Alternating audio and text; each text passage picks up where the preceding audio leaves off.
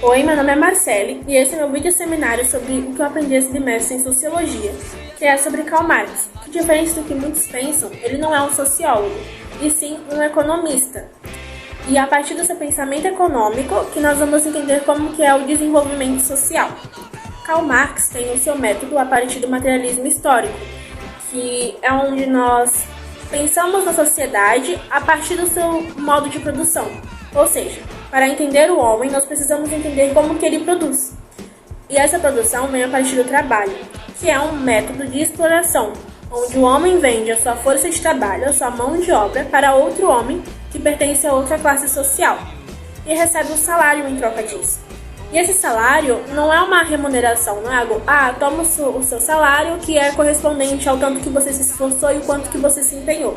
Não, o salário é uma condição de garantia para garantir que a pessoa venha trabalhar no dia seguinte para vender sua mão de obra. E esse salário meio que desumaniza as pessoas, porque coloca o produto e a pessoa com o mesmo valor, onde inverte o valor das coisas e coloca os bens materiais com mais importância que a pessoa. E isso tudo gera alienação, que é onde a pessoa percebe que o trabalhador, ele não é dono daquilo que ele produz, ele não é dono do trabalho que ele fez.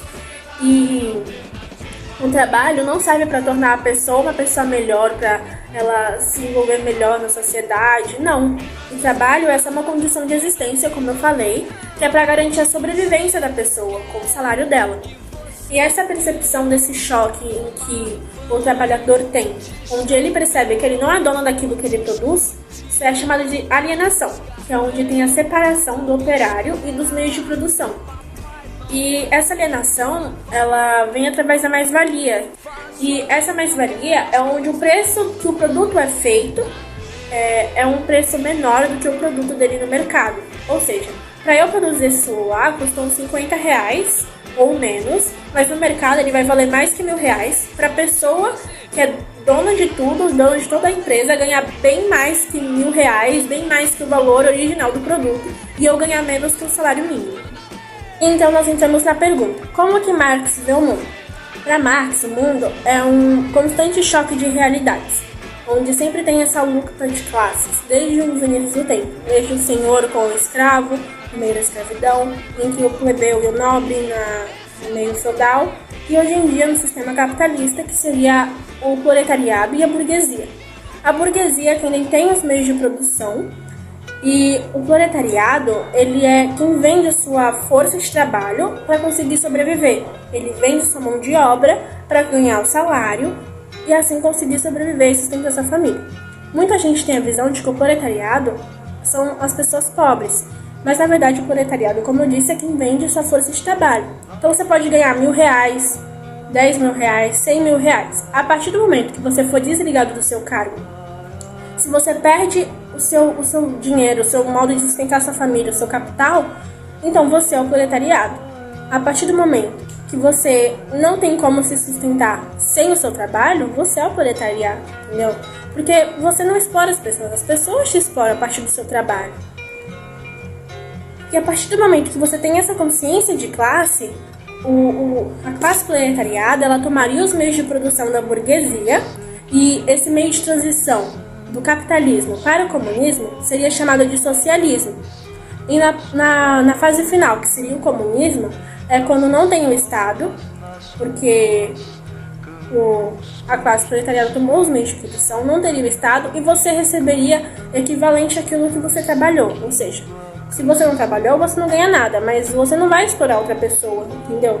Você vai ganhar relativo àquilo que você fez. Então, se você se esforçou, se você trabalhou, você vai ganhar referente àquilo. Hoje em dia não é assim. Hoje em dia, se eu produzo um celular por R$50 e vai no mercado por mais de R$1.000, eu vou receber menos que o valor dele no mercado, porque, como eu disse, teve a inversão do valor das coisas, onde os bens materiais valem mais que as pessoas. E além do bem material valer mais que a pessoa, uma pessoa que possui um iPhone 13 ou iPhone 14, ela é vista como uma pessoa de sucesso, de um status elevado, uma pessoa vista com poder. E isso é o que traz a troca dos valores das coisas, porque é a matéria que muda a consciência do indivíduo. Ou seja, o meio que eu vivo que vai mudar que vai mudar a minha consciência. O meu dia a dia, a minha convivência vai mudar a minha consciência.